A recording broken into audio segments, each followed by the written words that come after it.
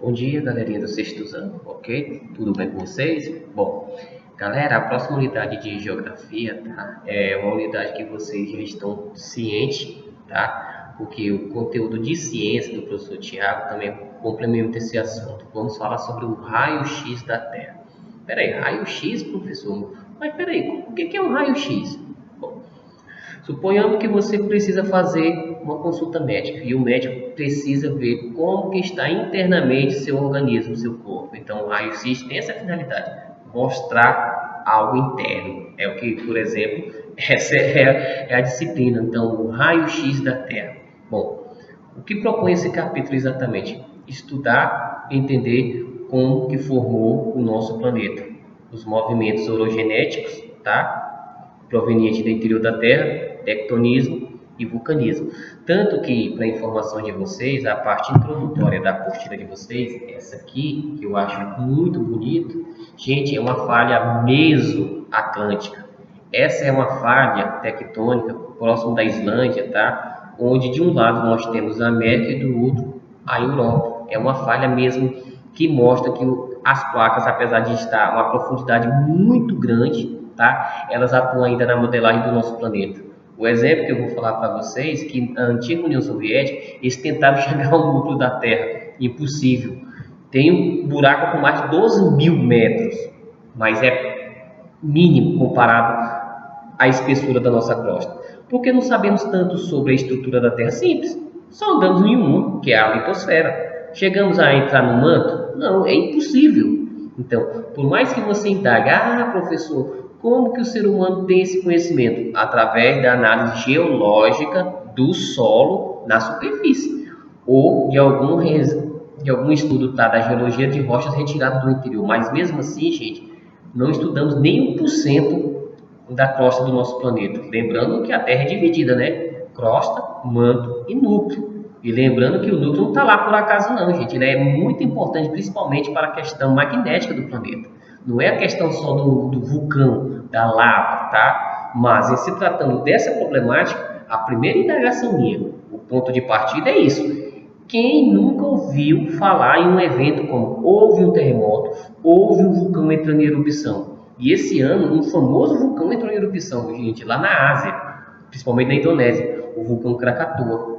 Esse é um vulcão, assim, muito estudado porque, ao longo do tempo, se eu não me engano, no ano 570 e depois em 1835, essas erupções tiveram efeitos planetários, ou seja, atingiu o mundo inteiro. Quer dizer, é um vulcão que tem um poder, tá, bem forte em se tratar de mudar, por exemplo, a questão do clima, alterar as relações homem e meio ambiente. Então, o ponto de partida inicia com essa problemática. Os ecossistemas que nós temos hoje, tá? A fauna, tá? O relevo, tudo é ocasionado devido ao quê? Aos elementos internos e externos. Por isso que o sétimo ano já estudou e está estudando os elementos formadores do relevo. Então, é ciente que vocês tenham uma noção. Quem é que cria o planeta? Quem é que transforma ele de fato? Criando uma ilha, criando solos, tá? São os agentes internos. Quem? O vulcão e o tectonismo. Vulcanismo e tectonismo, certo? Quem é que modela? Tipo, você vai passar algo para melhorar a imagem. Então, são os agentes externos. Vento, chuva, intemperismo químico, intemperismo biológico. Por aí você tem que ter essa noção. Então, partindo do ponto de partida que nós temos a página 224 até a 225, tá? A pergunta é, você já ouviu falar em algum terremoto? Com certeza. Tem muitos filmes que retratam. Como assim, professor? Pega o filme 2012, por exemplo. É um filme que trata da problemática do quê? Do movimento tectônico no fundo da Terra. Ou melhor, sabe o que aconteceu segundo o filme 2012? É que o nosso núcleo foi atingido por partículas, tá, radioativas do Sol e alterou o núcleo. Ao alterar o núcleo, ele também liberou uma quantidade enorme de energia que chegou até a nossa crosta superficial, movendo os continentes através do tectonismo de placa, o que levou aqueles grandes terremotos gigantescos que você vê no filme, e principalmente a explosão de grandes vulcões, como temos no Parque de Yellowstone, tá? Isso é cinema, mas na prática é muito similar. Pode ocorrer, quem sabe, Só se realmente ocorrer uma tempestade muito grande solar que possa atingir com nitrilos, tá? O núcleo que está a não sei quantos 1000 quilômetros de profundidade, tá? As principais características de um evento desse. Se você morasse próximo de uma região que ocorre esses dois fenômenos.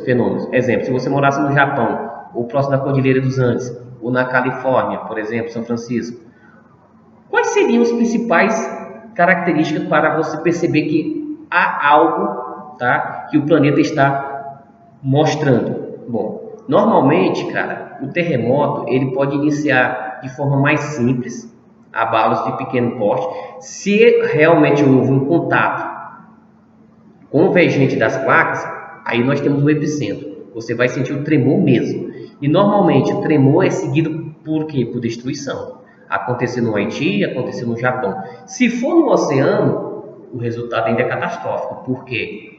Origem, por exemplo, de tsunamis, tá? O vulcão, ele dá sinais. Então, que tipo de sinais? Pequenos tremores em torno dele. Outra característica, se for uma região que tenha, por exemplo, neve, essa neve começa a derreter e vai liberando o quê? Fumaça. Não é a cinza, não. Primeiro, sinais de fumaça. E um dos sinais mais graves que o vulcão está muito ativo é quando ele libera, tá, o enxofre. Tá? O enxofre já é um sinal de que o magma está muito próximo da nossa superfície. Agora, tremores, fumaça, ou fumarolas, como muitos dizem, além da questão do enxofre, se constantes tremores continuarem por vários dias, a questão é, se não tiver um equipamento para medir e averiguar diariamente esses vulcões, o resultado é que, primeiramente, nem todos os vulcões podem emitir cinza, mas a cinza só é lançada ao céu devido a uma quantidade enorme de gás, tá? E pressão e um magma antigo dentro da sua bolsa. O que acontece? Ao entrar em contato com gelo, esse magma é pulverizado, gente.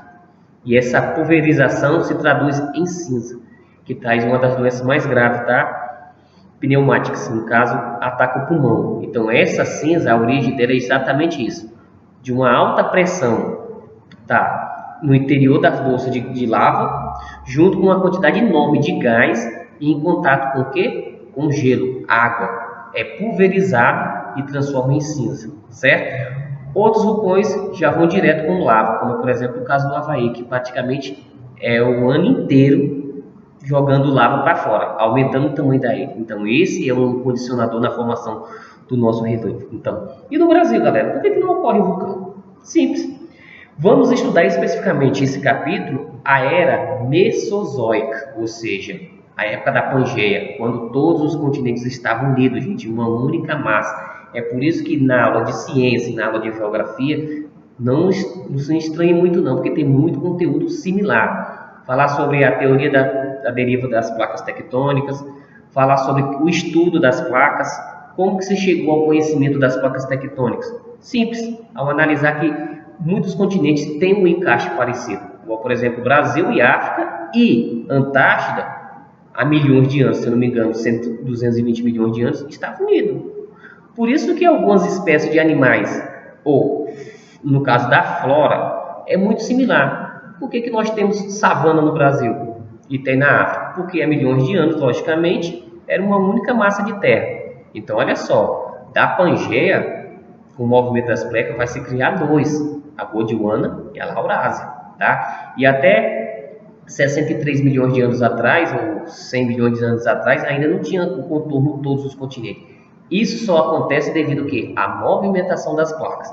Quer outra indagação? Cara, por que nós temos grandes montanhas, como por exemplo o Himalaia, que tem a mais de 8 mil metros de altitude? Nós temos a Cordilheira dos Andes. Sim, gente, movimentos, tá? Da placa tectônica. Houve surgimento ou rebaixamento. Isso é causado devido ao quê? Ao movimento da placa tectônica abaixo da nossa crosta, onde o magma, uma massa pastosa, circula. E dependendo dessas placas, elas podem entrar em contato direto ou em forma de deslizamento, deslizando uma sobre a outra. O efeito é o quê? Os terremotos. O efeito é o quê? É a emergência de vulcões. Se encontrar uma falha, um magma na crosta ou na rocha, e ele chegar até a superfície, temos o que nós chamamos de vulcão. Então é necessário que vocês procurem estar lendo também a apostila. Para quê? Para que justamente não tenha essa dificuldade de compreensão. Tá aqui, raio-x, beleza? Então nós temos o seguinte: crosta terrestre, o manto e o núcleo, são as três partes. Então essa página 226 fala exatamente disso, tá? Como que é dividido a Terra. Isso aqui eu já trabalhei até uns conceitos com vocês pessoalmente. Então ela não é uma casca, ou seja, é perfeita, ela não envolve todo o planeta. Temos o que? O magma separando a nossa crosta, tá? Tendo de 5 a 70 km de espessura, tá? Só que o núcleo está a 6.000 km. Então, gente, o ser humano só perfurou a nossa crosta 11 a 12 mil metros e ela pode ter 70 mil metros, tá? Ou seja, sabemos muito pouco sobre a crosta terrestre de fato, porque só pisamos numa, só essa, é o que você chama de Terra, tá? Mas Terra também é o nome do nosso planeta, ok? É o conjunto de placas encontradas ou encaixadas, ó, o parágrafo 2 aqui, ó, umas sobre as outras, tá? Nesse caso aqui, temos que falar sobre a tectônica de placas, as placas continentais e as placas oceânicas. Placas continentais, o nome já deduz, continente. As oceânicas são as placas que se movimentam no fundo do oceano, tá? E aquela pergunta da página anterior, do caso 225. Por que não temos tremor no Brasil? Resposta bem simples. Estamos em uma placa afastada, tá, do centro. Ou melhor, a nossa placa não encontra uma outra. Então, o Brasil é do período pré-cambriano, formação antiga, e a placa sul-americana é afastada da africana, ou seja, estamos bem no centro e a placa está bem distante. Então, não sentimos terremotos, sentimos tremores. Tremores é algo normal porque o magma se movimenta no interior da Terra. Então, fique ciente disso. Ah, professor, sentiu um terremoto. Não, o que você sentiu normal é tremor de terra. O terremoto, ele tem que ter um epicentro. E, normalmente, tendo um epicentro, é seguido de uma grande destruição, um abalo mesmo. Aí pode variar de 0 até 9 na escala Richter. Tanto que tem uma página aqui que mostra a escala, por exemplo, dos terremotos. Onde que você vai procurar essa escala? Bem no finalzinho quase, tá? Lá na página 238. Ó, a magnitude dos terremotos, que pode variar de 0 até 9. Ou seja, 9 é destruição total em grande escala. De 0 a 19, você sente, mas não tem aquela problemática. Agora, passou da escala 8, aí é destruição em grande parte. É uma destruição gigantesca mesmo. Tem país que trabalha muito bem com isso, ou tem uma política muito voltada a isso. Por quê? Porque está uma área de instabilidade geológica. É o caso, por exemplo, a área do Pacífico. Assim, por exemplo, galera, na página 227, fique ciente disso, tá? Aqui, ó, as placas costumam ser mais espessas e mais leves em relação às placas oceânicas, tá? As placas oceânicas são mais finas e pesadas, com tendência a serem mais densas, tá? Por isso que quando ela encontrar uma outra mais fina, a tendência é que ela quebre, por exemplo, a mais fina, e isso pode levar o magma a chegar à superfície ou levar a um terremoto. Então esse mapa mundi aqui é importantíssimo para vocês. Por quê? Onde nós temos o sinal, tá? Quer dizer, é o encontro das placas, terremoto. Se afastando, não tem terremoto. Então, a brasileira está o quê? Convergindo ou divergindo? A brasileira está divergindo, convergindo quando se encontra. Então, fica ciente desse conceito, porque nesses locais onde há esse encontro, também temos o quê? Vulcões. Então, esse mapa mundi aqui das placas tectônicas também poderia ser muito bem modificado. Como? Colocando vulcões. Onde teria vulcões? Onde há o encontro dessas placas. Então, cinturão de fogo, por exemplo. É aí que vocês têm que ficar cientes de que o cinturão de fogo está literalmente vinculado com o quê? Com o movimento das placas tectônicas. Então, nós temos a crosta, tá? O manto e o núcleo. O que é esse manto? É o que nós temos o magma, tá? O magma superior e o inferior, tá? Esse inferior ele fica muito próximo, tá, do núcleo. Então, isso praticamente é impossível ter algum estudo relativo a ele. Qual é a sua composição básica? Suponha-se que ele é constituído por níquel, tá? Níquel e ferro, assim dizem. O próprio núcleo também. Então, só estudos. Agora, de fato, não temos uma real certeza da sua constituição, tá? É a camada longa abaixo da crosta terrestre, tá? Por grande parte por rochas derretidas, tá? Mais de 100 graus, chegando a quase 3.000 graus. Então, você já tem que saber que o magma é isso. Ele está em movimento e que ele ocasiona, por exemplo, a movimentação das placas tectônicas. Ok? Próxima aula iremos continuar. Valeu, tchau, tchau.